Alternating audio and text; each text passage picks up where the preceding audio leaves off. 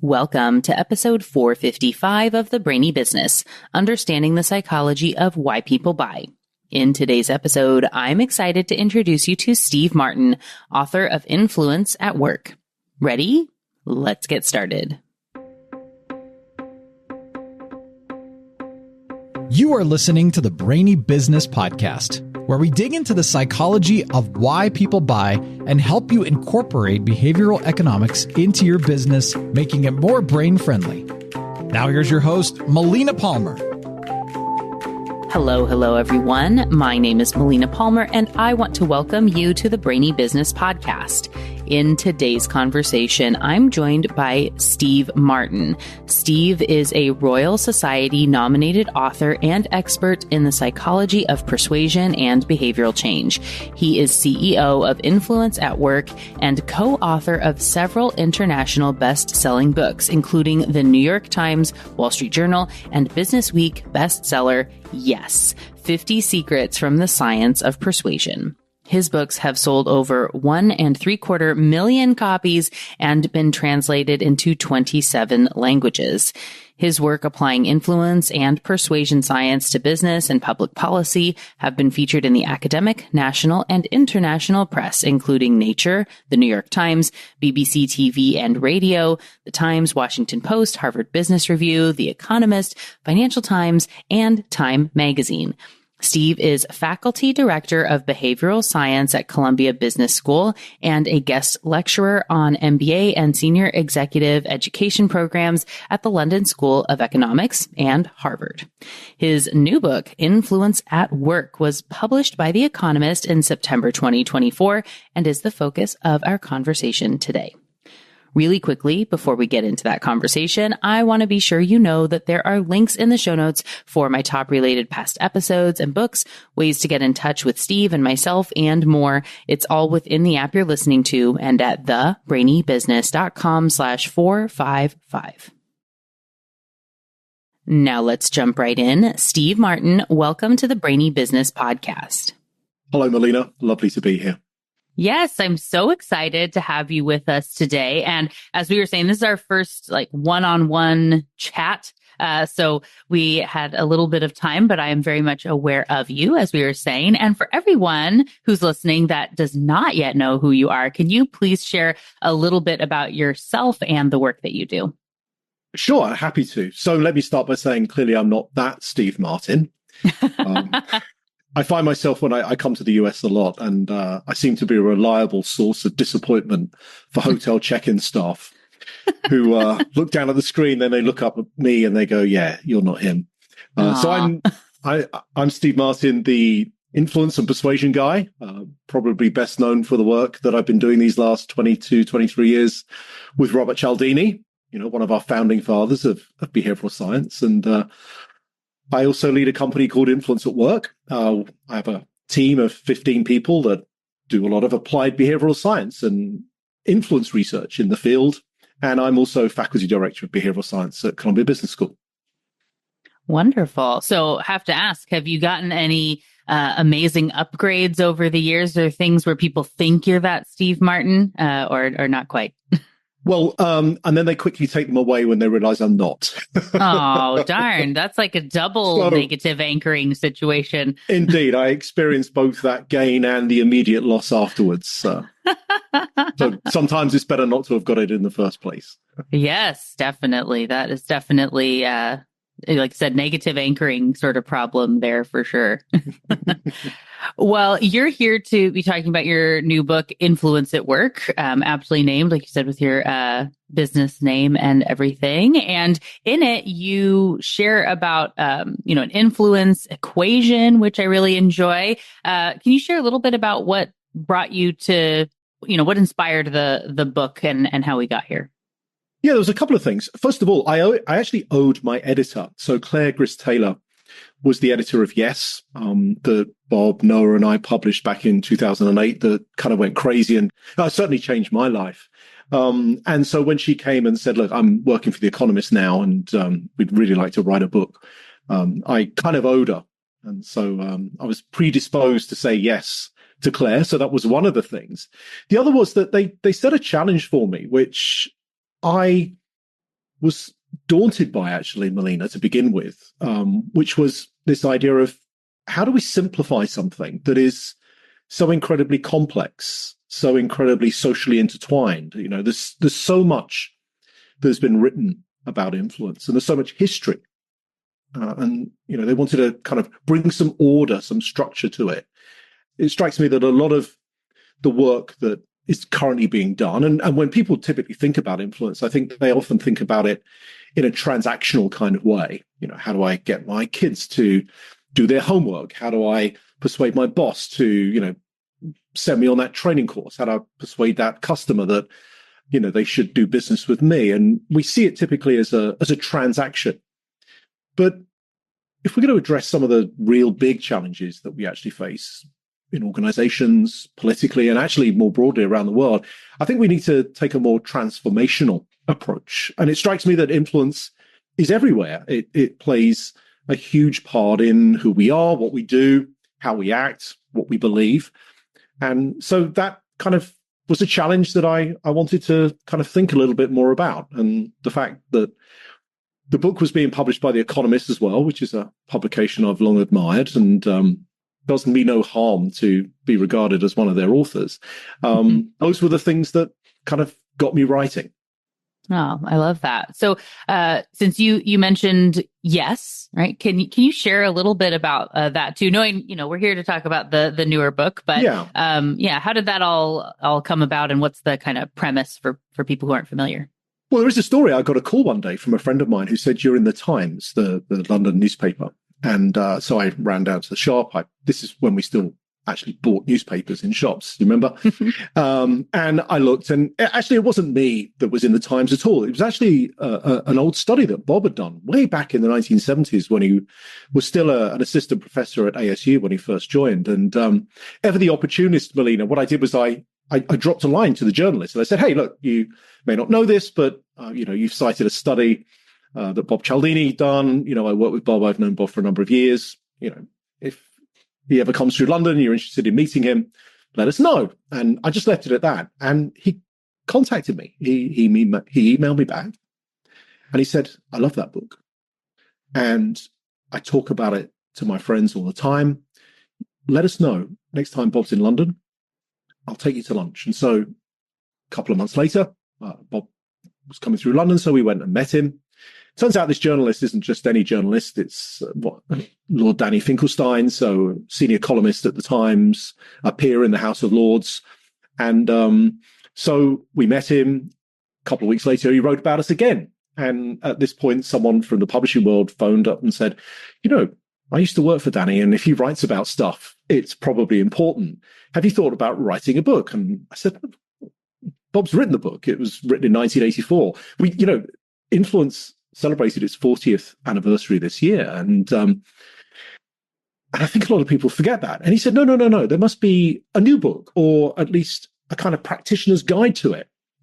Maybe you could write that. And so I called Bob and I said, "Well, look, what do you think? This guy's calling us." And Bob says, "Well, look, I'll write it as long as I write it with you. And I think we should get Noah, one of our doctorate students at the time, to do it with us." And we've been collecting up these examples of applied influence, the principles of influence in the real world. And it seemed that a lot of people were interested in that. And so that was how Yes was born, published originally by Claire Gris-Taylor, who was that editor I spoke about a few moments ago. And then it was a life changer. It got serialized in the Times. Of course, Danny serialized that, arranged for that. And then it got published in the US. It hit the New York Times bestseller list, the Business Week, Wall Street Journal, and my life changed. And thanks to Profile and to Bob. That's the story of Yes.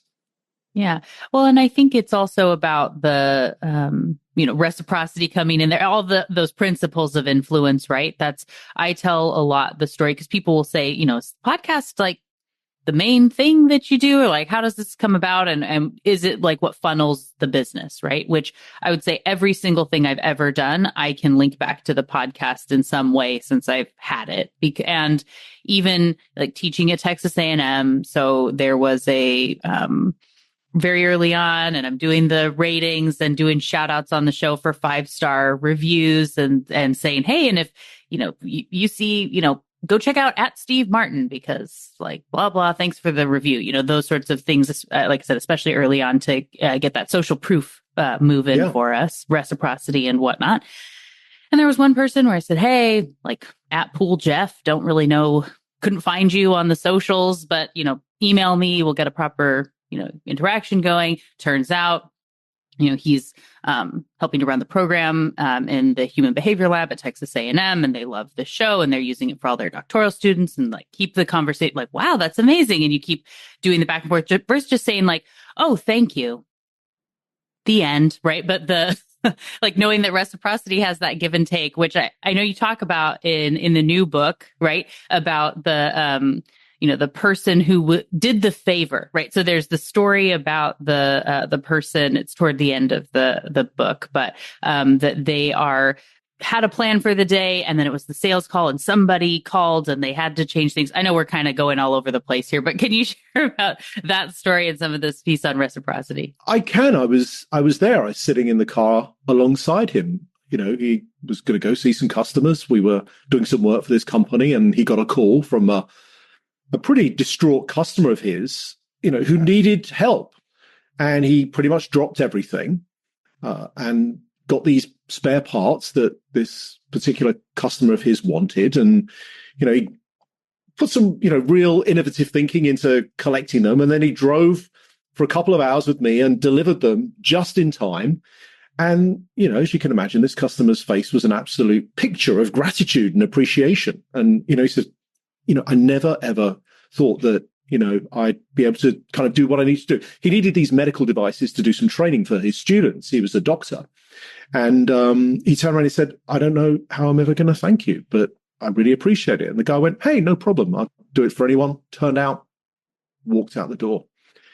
And I kind of thought about that afterwards. And it's that trepidatious moment, isn't it? Because you do someone a favor and you typically are inclined to kind of pass those moments by. It turns out there's a lot of research that shows that people are especially likely to be willing to say yes to a request after they've done a favor for someone, particularly the extent to which it's significant, it's meaningful, which is what this guy actually did. But to turn around in that moment and then say, well, I have done you a favor and now you owe me, seems wholly inappropriate. So I did wonder whether or not he maybe called him a few days later and said, hey, how did the training session go?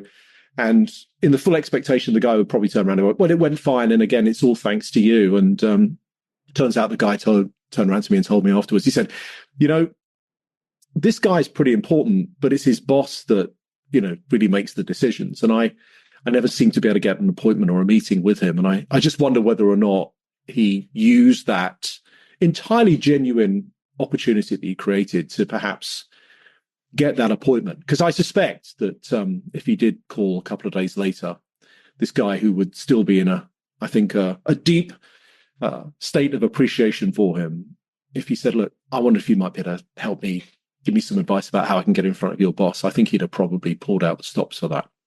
Yeah. Well, and so it sounds like you don't know if he ever did follow up, which, but it's good. It leaves it in a linger if he asked about that over time.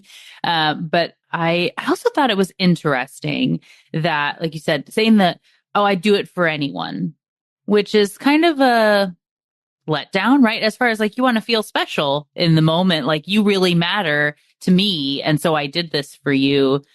Felt like another point in the framing of the response, right? To be able to help that person to feel special in that moment. What are your thoughts on that? Well, I think that's exactly right, Melina. It's an awkward one, isn't it? Because, we probably do want to do our best by others, help them out. And so to point out or to signal the cost, whether it's a financial one or whether it's a more personal one that we've, essentially endured to help that person out, in the hope that they will remember us in the future. The evidence suggests is that increasingly people, after being in receipt of a favor, typically forget it pretty quickly.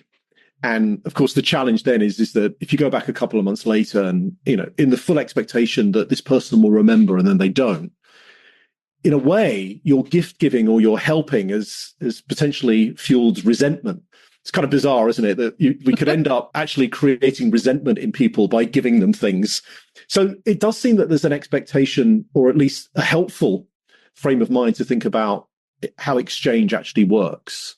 Tons of studies that have actually been done in this in organizations. The managers that are considered the most effective managers are typically those that are people that go out their way to help others, proactively help other departments, colleagues, these kind of things.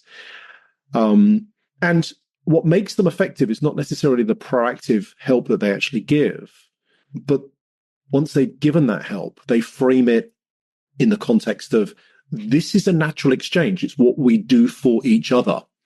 And so therefore, then that act either gets paid forward to another department, or it creates a reciprocal exchange that helps everyone. If we simply turn around and say, well, look, no problem, it's all part of the service, it strikes me that we start that connection. And then by saying that, we end it as well before it gets that opportunity to start to cycle. Yeah. I love that in the book you give, toward the end, I think it's chapter 8, that you have kind of the top questions that you've been asked over the years, and saying, okay, so here's, I think it's, I think fittingly, potentially, it's probably 9 of the top questions that you get asked to go with the theme of the book and the 3s and everything that you have there. Yeah. But as one of these here, I'm guessing people have questions about, if there is an ideal sort of time or some language to be using, or what you might suggest in that moment. So if you go back, like you're saying, so in the moment, it may feel like it's too soon, right? They're stressed. So if we go to that doctor, right? So they're rushing to get to whatever they're going to do. And if I ask him, he said that, if there's ever anything I can do for you, like, one, we know we don't want to say, yeah, you owe me, right? Because right, gross. We also don't want to say, oh, no, don't worry about it, right? Because then we lost the opportunity. But it might not be the perfect moment to say, oh, I've been trying to get a meeting with your boss, when they might forget because they're busy. Is it like you said, next day, how'd the training go? And I was thinking about it. Or is it, when does it feel like it's too long? And what's some of the language you might recommend in the moment? If you could go back and that was you, what are your thoughts on those interactions? Well, I think I pretty quickly follow up. We are increasingly creatures of the present tense, the moment now. There's that kind of, what's the saying, that the past is a foreign country, the future is too. We seem to be residing in the now, and to hell with what happens in 5, 10, 15 minutes time. And so if our attention is so focused on that, it strikes me that, as quickly as it is appropriate and opportune to do so, we should do that. I like, Bob we've talked about this, Bob and I, for years. Bob's talked about this moment for decades. And I still think that his response is probably one of the preferred ones, which is to simply say, look, I'm happy to help, because I know that if the situation was ever reversed, you would probably do the same for me, right? And it signals that exchange, that,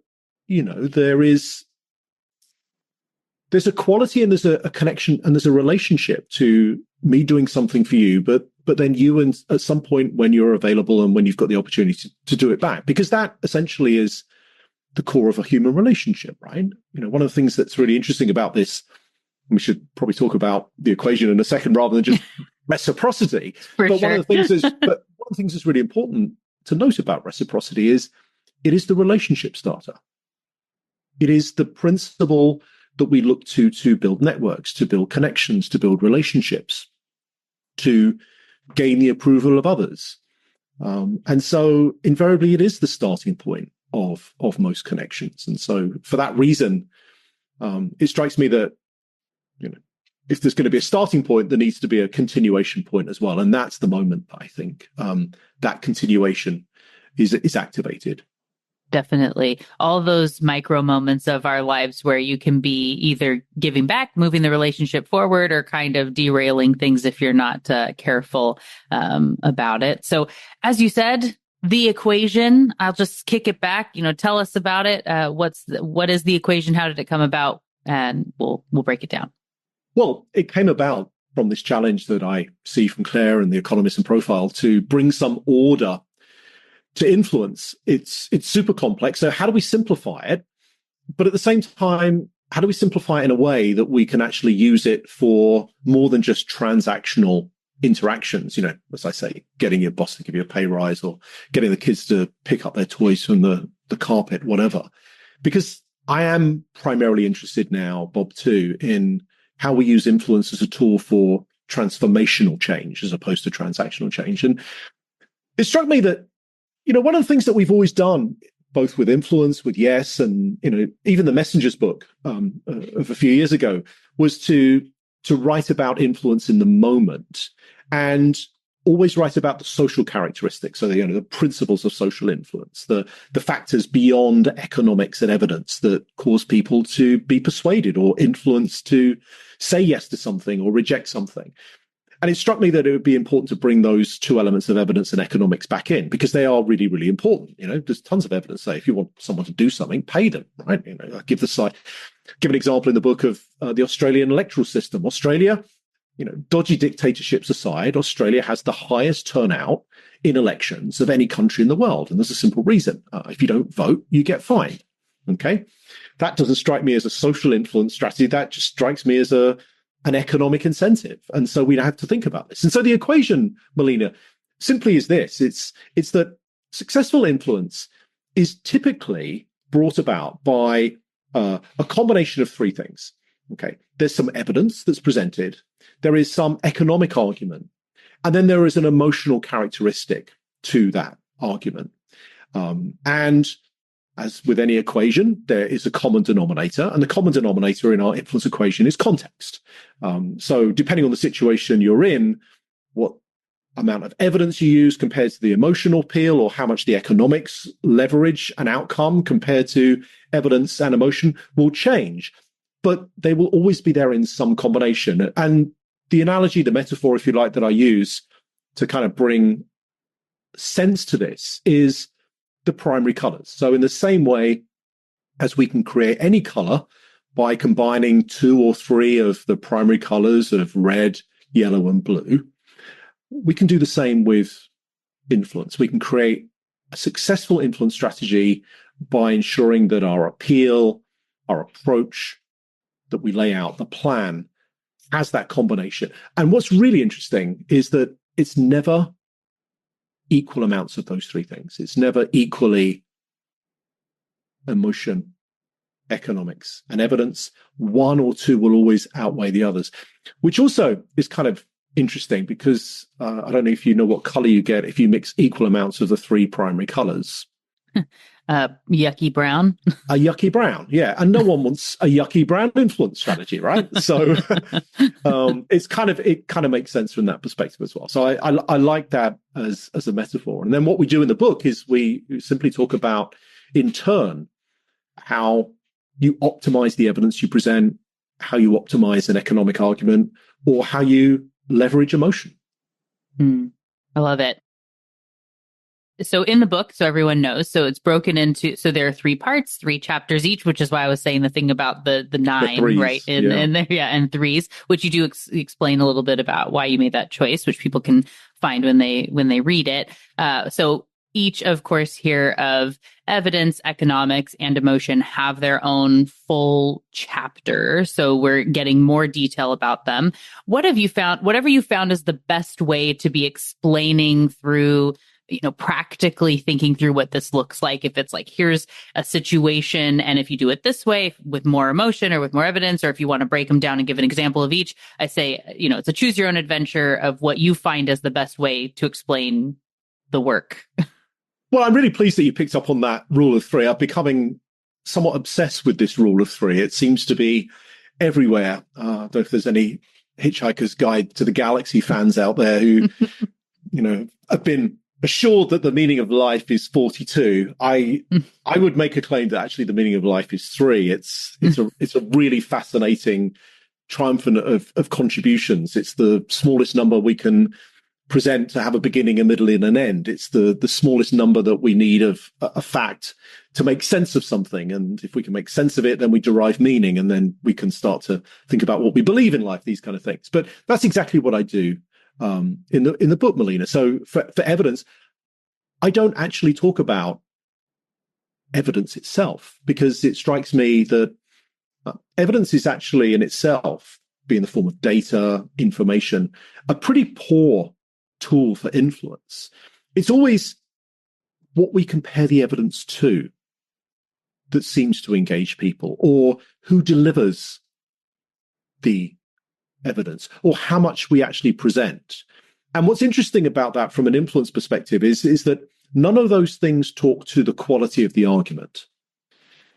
So the point is that it's never the evidence by itself. And, I think anyone that's been in a situation, this is the Brainy Business podcast, so let's talk about it in an organizational and a workplace setting. Those people that go into situations and say, I've got great evidence to support me here. I've got all the data, I've got all the information on my side. And then they start to kind of present it, reams and reams and reams of it, and then become almost kind of flummoxed by the fact that sea of evidence that they've actually presented. And there's a simple reason why. And there's a difference between having a good case to make and making that case well. And I think we increasingly fall foul of, well, if I provide more and more data and evidence, I can convince these people, I can change their minds about this idea and their actions will follow. Well, we know how badly that often ends. Often it's the reverse. People will change their behaviors to catch up with how their minds are thinking at a particular moment in time. And so that's what we do in evidence. I answer the question, I assume you've got a good case to make. How do you make it well with evidence? And then similarly, how do you make it well if your argument is an economic one? And again, similar situation. It's not necessarily the incentive itself or the financial mechanism or economics of an argument. It's actually how they're framed, how they're timed almost. We did some studies, there's a big bit in the book about some studies we did with New York bus drivers. We want to persuade them to drive safely. Arguably, that is a transformational change, not just a transactional change, because if we can get them to drive safely for months and years throughout their career, we reduce litigation, we potentially save lives. That seems pretty transformational. Turns out that the simplest thing to do is to pay them, but it's not necessarily how much you pay them, but rather how regularly you pay them. Pay them $100 a month to drive safely. They do it for 3 or 4 months, and then they largely regress back to how they were in the first place. Pay them $25 every 4 weeks, though, and they continue. So that's a really nice example there of, it's not the economics in this instance in terms of the amount, it's about the frequency and the ownership of it. Because one of the other things we did is we replicated John List's old studies from the Chinese production lines of 10, 15 years ago. And we ran an experiment where we actually paid these bus drivers in advance. Okay, so you get $25 at the beginning of the week. If you happen to not have complied with the safety regulations that you're required to undertake, then we take that money back at the end of the week. We never took the money back. So that's a good example. And it's similarly with emotion. Emotions are data. We are increasingly facing pretty much every day now, Melina, questions that are hard to answer. And, I'm not the first to say this, but our typical response to answering hard questions is to answer an easier one that wasn't asked. And typically that easier question is, how do I feel about this?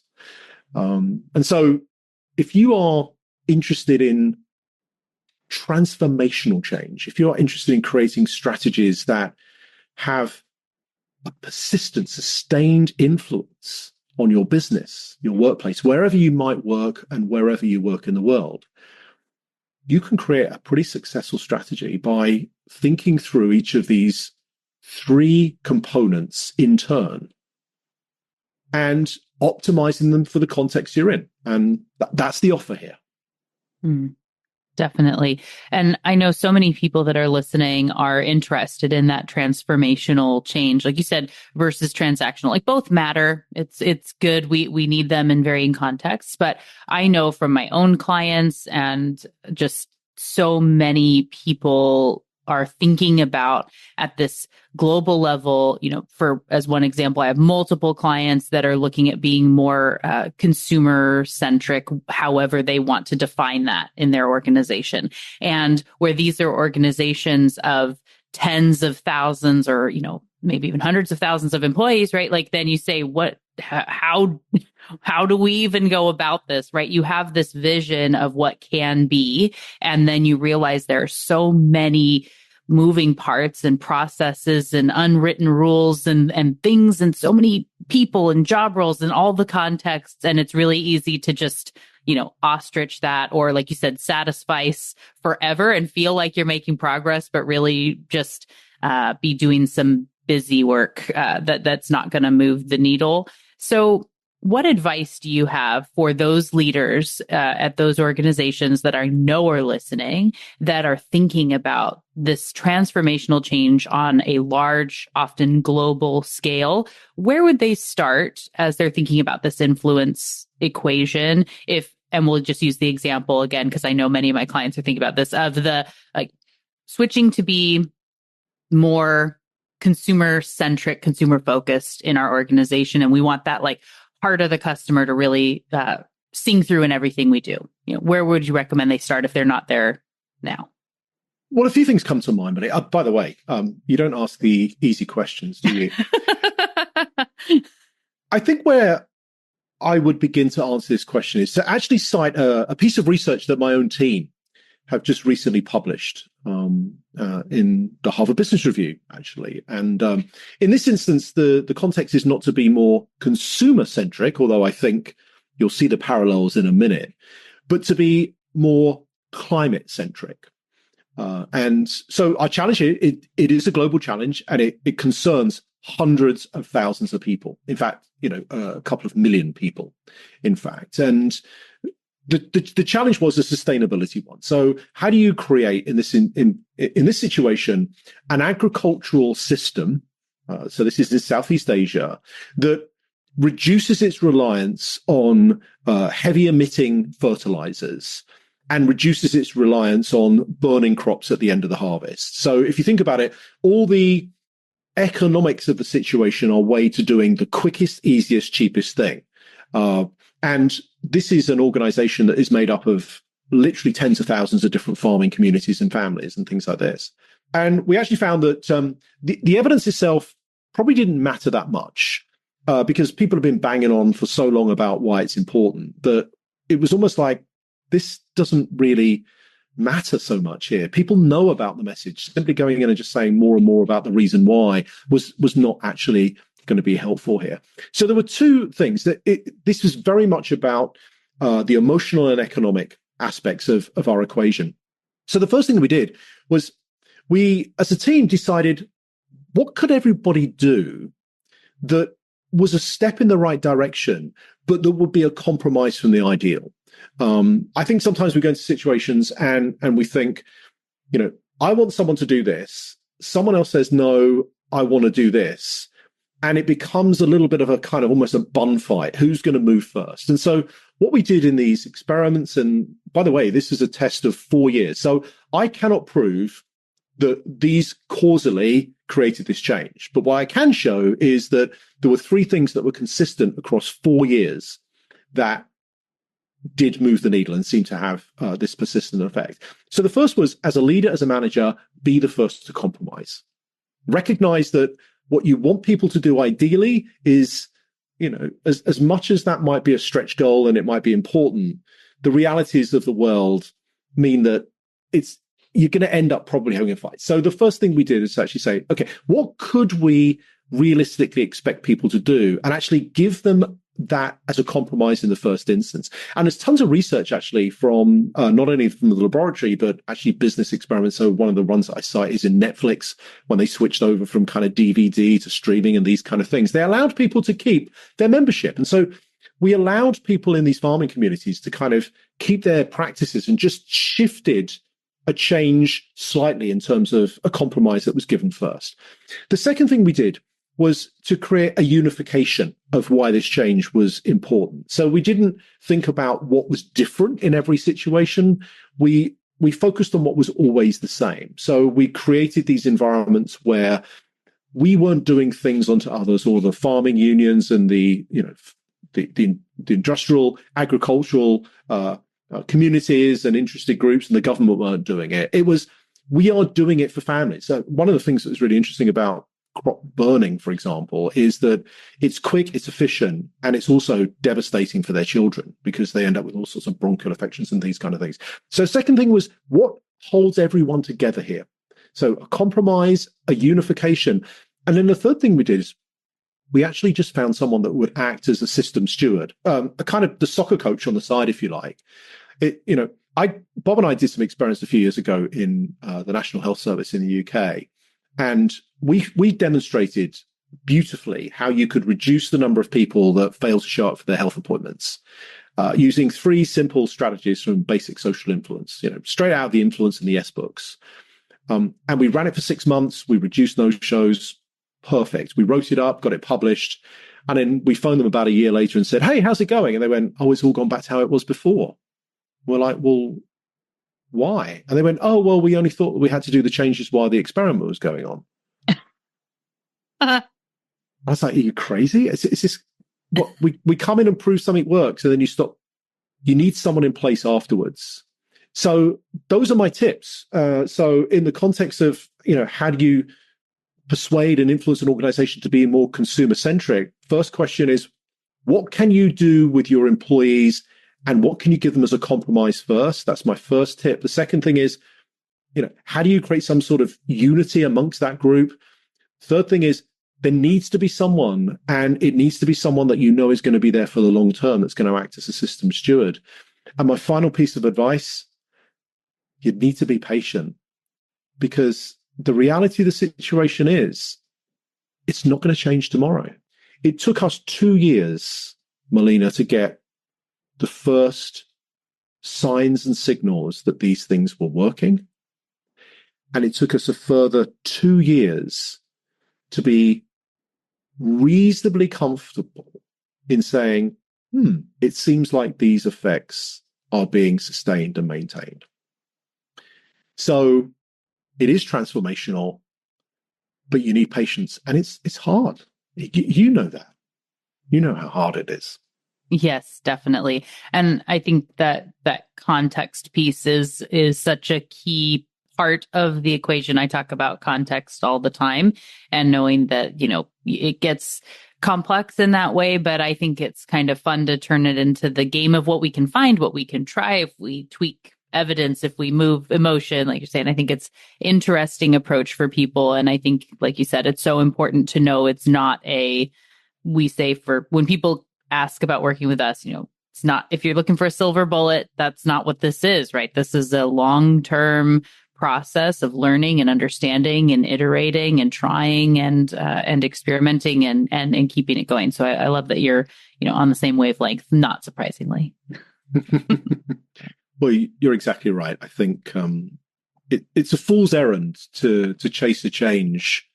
That fine if you just want someone to, transact with you once, and you don't really care about whether they come back to you or what the potential spillover or unintended consequence rather is of that. But it strikes me that that's not where people are really interested. And also it strikes me as a very dangerous proposition for any applied behavioral science work to be essentially pigeonholed in that, you're just the guys that tweak and move things around the edges.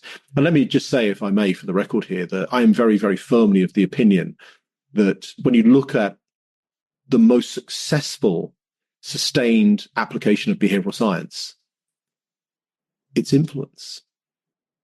It's influence. Behavioral science is just an input. No one phones us. I don't know if they come to you and your company and say, "Hey, I want to buy some behavioral science." They never phone me. I might be one of the best known behavioral scientists around, but they don't call me and say, "Hey, Steve, I want to buy some behavioral science." They say, "Steve, we're looking to influence this outcome. We're looking for this change. We're looking to persuade and influence."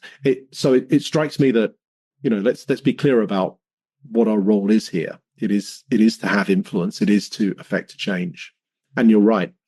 Little tweaking around the edges or thinking that you can just achieve it in a moment and your work is done, I think, is a fool's errand.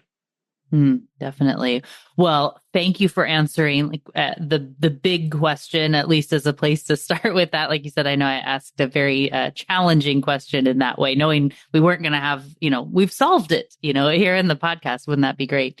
Do you have any last of a first thing that people can do? We talked a bit about reciprocity. I think you had there in that kind of give first, being, maybe that's the moral of the day, but is there any, first quick thing if people are going to go moving forward, in addition to, of course, buying their own copy of Influence at Work? Well, you mentioned that chapter 8, where I'm asked questions about the influence process, primarily in business. There's one that I'm asked more than any other. And the question is a simple one. And people say, what is the one thing that I can do today that will kind of increase my influence, make me more persuasive? This kind of thing. And one of the things I quickly learned when trying to answer that question is people don't really want to know the real answer, which is that there is no one single thing. And, people's eyes would glaze over when I try to kind of explain that, because all they're looking for is, give me the one thing that I can do. Like, I ask you a question, give me one thing. Don't give me a reason why you can't give me one thing. Give me one thing so I can go and do it. And I can go and look for another life hack that will change my life and make it quicker and easier and more efficient. So I ended up just giving them one, Melina. I just kind of thought the simplest thing to do is that let's ride this horse in the direction the horse is going, rather than try and change it. And so my advice was just be more human. Yeah, definitely. That's easy. Be more human. Be thoughtful, as we say around here at the Brainy Business, for sure. And I think, as we've already talked about, reciprocity is a big piece of that. So thank you again. For everyone who is so excited to learn more about you, to connect, we'll of course have links in the show notes, but what's their best way to follow you, to connect, or anything like that? Well, I'm on LinkedIn. You can find us at influenceatwork.co.uk. There's a test that everyone can take for free. You can pass it on to your teams as well if you want to know what kind of influencer you are. Do you, in the context of that influence equation, are you more the data aficionado that tries to influence with information and data, or are you the calculating connoisseur that is a spreadsheet in human form, or are you that, empathetic orator who kind of plays on stories and emotion? So you can go to influenceatwork.co.uk, follow the links to The Economist, and you'll get the test. You can do that. You can freely distribute it. There's the book, of course, Influence at Work, and you can find me on LinkedIn as well. Perfect. Well, thank you again, Steve. It was delightful to chat with you today. And thanks for being here. Thanks so much for hosting me today, Melina. Lovely to talk with you. Thank you again to Steve Martin for joining me on the show today. What got your brain buzzing in today's conversation? For me, I really enjoyed this conversation with Steve and, of course, reading Influence at Work. The first thing that really sticks with me is the rule of 3 that he carries throughout the book. 3 sections of 3 chapters each. I like when people have intentionality and include things that are meaningful to them, even if it isn't that important to everyone. Being thoughtful and making a clear choice is important. So I like when people make a point to share why they did something like that. I think it helps books and people and brands to stand out from the crowd. I also really love that he included the Q&A of the top 10 questions he's gotten over the years with clear, concise answers. Of course, the answers aren't silver bullets. Context still always matters, but he shares some things to consider, and I'm willing to bet you've wondered about at least one of the things he lists in the book. Whether it's, in a negotiation, is it best to get your number out there first or to wait for the other person to start? Or, how can I build a working relationship with someone I neither like nor want to work with, but have to for whatever reason? Or, I've recently been promoted at work and now have people who report to me. I'm dreading review time when I might have to deliver negative feedback and bad news. Any tips? Or, with virtual and hybrid working a common feature of working life, what advice do you have for influencing others when I'm on a screen rather than physically present? Or, I find myself constantly chasing people, which I'm sure influences what they think of me. Any ideas on how I can nudge people along and still remain liked? Or, my manager says I need to be more charismatic. Is that even possible? Or, are there any words that are particularly attractive to audiences, and what words should I avoid using? Or what influence strategies work well when persuading people from cultures different to my own? Those aren't even all the questions, but as I said, I'm guessing you were very intrigued to get the answers, and they're waiting for you along with so many other amazing insights. Those are just from one chapter in Influence at Work. There is a link in the show notes for you to order your copy, as well as to connect with myself and Steve and to see my other top recommended books and episodes. It's all waiting for you in the app you're listening to and at thebrainybusiness.com/455. And thank you again to Steve Martin for joining me on the show today. It was delightful to chat with and learn from you. Join me Tuesday for another Brainy episode of the Brainy Business Podcast. It's going to be a lot of fun. You don't want to miss it. Until then, thanks again for listening and learning with me. And remember to be thoughtful. Thank you for listening to the Brainy Business Podcast. Melina offers virtual strategy sessions, workshops, and other services to help businesses be more brain-friendly. For more free resources, visit thebrainybusiness.com.